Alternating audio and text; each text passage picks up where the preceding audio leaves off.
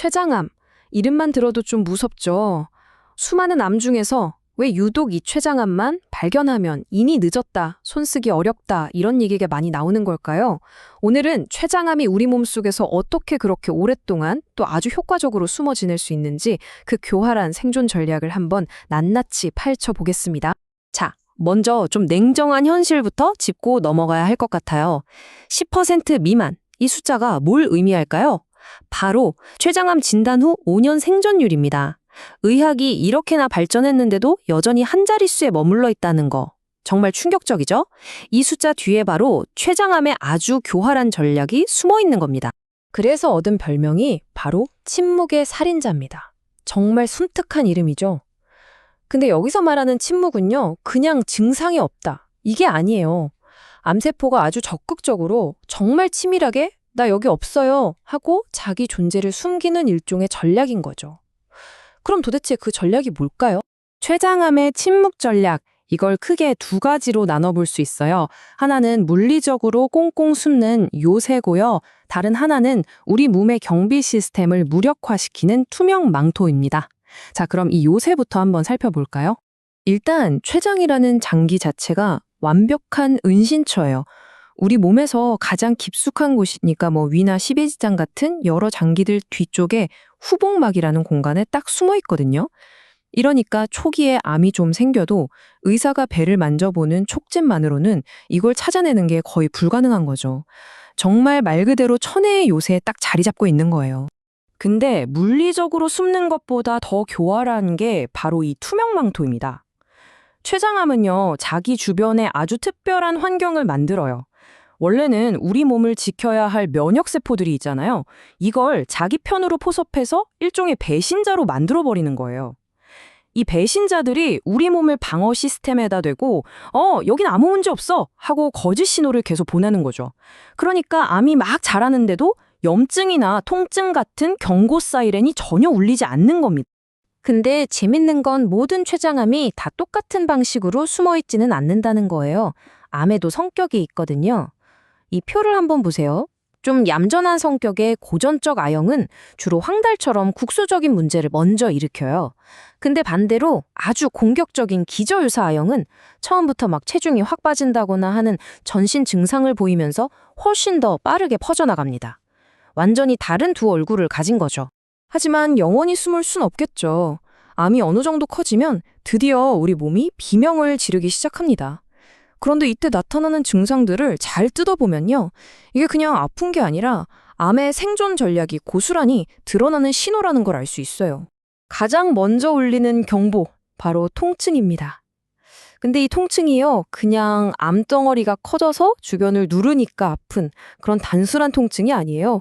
이건 암세포가 우리 몸의 신경계를 직접 해킹해서 만들어내는 완전히 조작된 통증 신호입니다. 이 해킹 과정이 정말 기가 막힙니다. 한번 보세요. 첫 번째, 암세포가 신경성장인자라는 미끼를 막 뿌려요.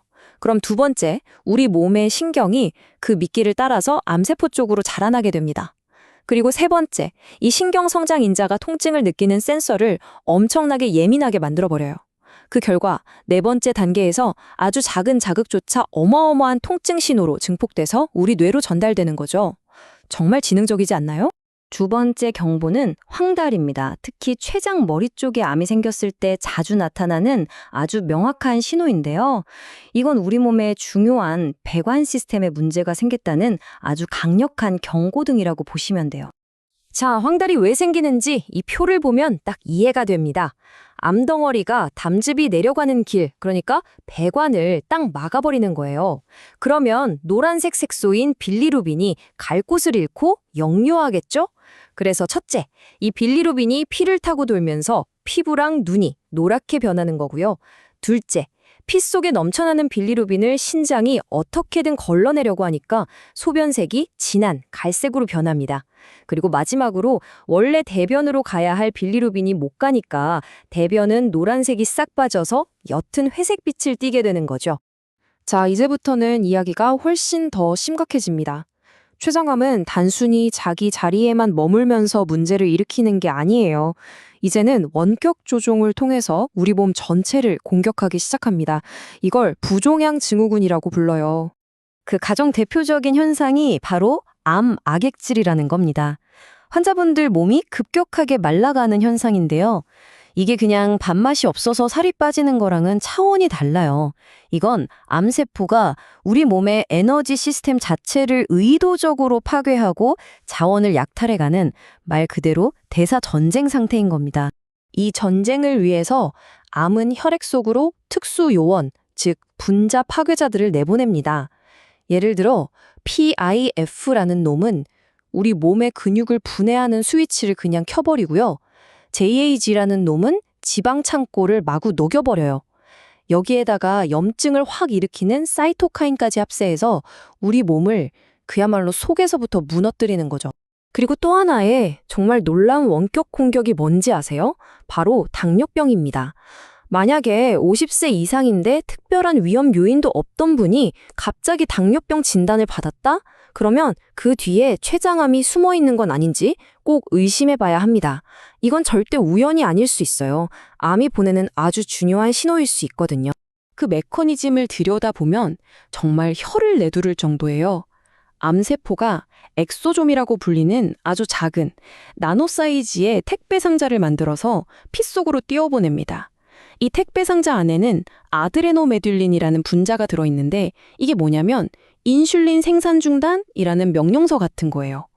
이 택배가 멀쩡한 췌장의 인슐린 공장, 즉 베타세포에 도착해서 이 명령서를 전달하면 공장이 그대로 멈춰버리는 거죠.